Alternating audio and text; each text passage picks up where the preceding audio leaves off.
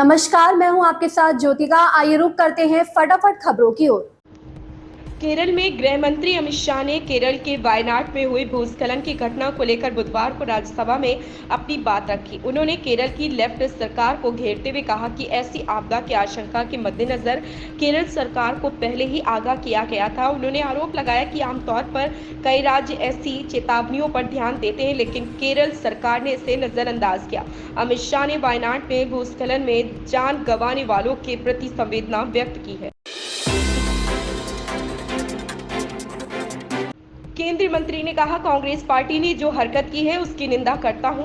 कांग्रेस दिन रात जाति जाति करती रहती है। कांग्रेस ने जाति पूछ कर देश को बांटने की साजिश की और जब सदन में जाति की बात हुई तो वह राहुल गांधी हंगामा कर रहे हैं। इन लोगों ने देश को कमजोर करने के लिए एक साजिश रची हुई है। देश में हिंसा फैलाना चाहते हैं। राहुल गांधी को किसने हक दिया कि वह सबसे जाति के बारे में पूछे और उनसे कोई उनकी जाति के बारे में नहीं पूछ सकता। ये गंभीर मामला है। हम देश को टूटने नहीं देंगे। हम देश को मजबूत बनाने के लिए काम करेंगे। दिल्ली सरकार कोचिंग सेंटरों को नियमित करने के लिए कानून लाएगी। दिल्ली की शिक्षा मंत्री आतिशी ने घोषणा की। फीडबैक के लिए ईमेल आईडी भी जारी कर दी गई। दिल्ली के राजेंद्र नगर में हुए हादसे के बाद दिल्ली सरकार कोचिंग सेंटरों को नियमित करने के लिए नया कानून लेकर आ रही है। शिक्षा मंत्री आतिशी ने इसकी घोषणा कर दी। आतिशी ने बताया कि आगे कहा कि सभी तरह के कोचिंग इंस्टीट्यूट इसके दायरे में आएंगे। इस कानून के जरिए infrastructure, teachers, qualification, fees, regulation, misleading विज्ञापन से रोका जाएगा। कोचिंग संस्थानों को रेगुलर इंस्पेक्शन भी किया जाएगा। विपक्ष के नेता मल्लिकार्जुन खड़गे ने कहा कि वह पहली पीढ़ी के राजनेता हैं और उन्होंने अपनी राजनीतिक यात्रा के बारे में बताया जो कांग्रेस में शामिल होने के बाद शुरू हुई थी। राज्यसभा में विपक्ष के नेता और कांग्रेस के राष्ट्रीय अध्यक्ष मल्लिकार्जुन खड़गे ने बुधवार को सभापति से भाजपा सांसद घनश्याम तिवारी द्वारा उनकी राजनीतिक यात्रा के संबंध में की गई टिप्पणियों को सदन से हटाने का आग्रह किया। इस पर सभापति जगदीप धनखड़ ने कहा कि वह घनश्याम तिवारी द्वारा की गई टिप्पणियों पर गौर करेंगे। इसके साथ ही उन्होंने खड़गे को आश्वासन दिया कि कांग्रेस को ठेस पहुंचाने वाला कोई भी शब्द रिकॉर्ड में नहीं रहेगा। एचडी कुमार स्वामी ने कहा कि पदयात्रा को लेकर उनकी पार्टी को विश्वास में नहीं लिया गया। साथ ही उन्होंने हासन जिले के एक नेता को कथित तौर पर प्रदर्शन का नेतृत्व करने की जिम्मेदारी देने के लिए भाजपा की आलोचना की। कर्नाटक में मैसूर शहरी विकास प्राधिकरण घोटाले को लेकर उठा सियासी विवाद थमने का नाम नहीं ले रहा। भारतीय जनता पार्टी और जनता दल सेक्युलर साथ मिलकर कांग्रेस सरकार को घेरने के लिए पदयात्रा निकालने की तैयारी कर रही थी।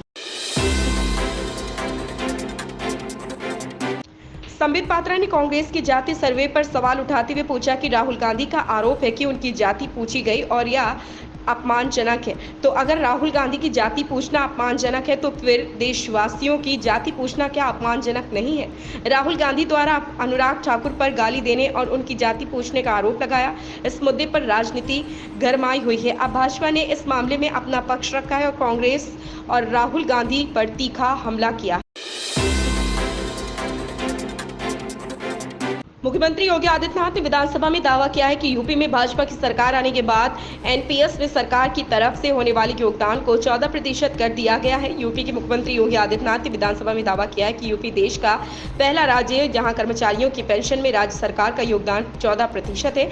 वह विधानसभा में सवालों का जवाब दे रहे थे। उन्होंने कहा कि एनपीएस 2005 में लागू हो गई थी। इस योजना के तहत कर्मचारियों के खुलने वाले अकाउंट में सरकार और कर्मचारी दोनों को 10-10% योगदान देना। सोनिया गांधी ने कहा, मैं यह कह सकती हूं कि अगर हम अच्छा प्रदर्शन करेंगे तो लोकसभा चुनाव में जैसा माहौल दिखा उस आधार पर राष्ट्रीय राजनीति अब बदलने जा रही। कांग्रेस संसदीय दल की अध्यक्ष सोनिया गांधी ने बुधवार को पार्टी को आगामी विधानसभा चुनावों के लिए जीत का मंत्र दिया। सोनिया ने कहा कि इस वक्त माहौल कांग्रेस के पक्ष में है, लेकिन इस गति को बनाए रखना और लोकसभा चुनाव में पार्टी ने जो साख बनाई है उसे बरकरार रखना बेहद जरूरी है। उन्होंने कहा, हमें लगता था कि मोदी सरकार लोकसभा चुनाव में लगे बड़े झटके से सही सबक लेगी। इसके बजाय वह समुदायों को विभाजित करने और भय और शत्रुता फैलाने की अपनी नीति पर कायम है। भारत और श्रीलंका के बीच जारी 3 मैचों की T20 सीरीज का अंतिम मुकाबला पल्लेवल में खेला गया। श्रीलंका ने टॉस जीतकर पहले गेंदबाजी का फैसला लिया। भारत ने श्रीलंका को 138 रनों का लक्ष्य थमाया। भारत ने श्रीलंका के खिलाफ सुपर ओवर में मैच जीत लिया।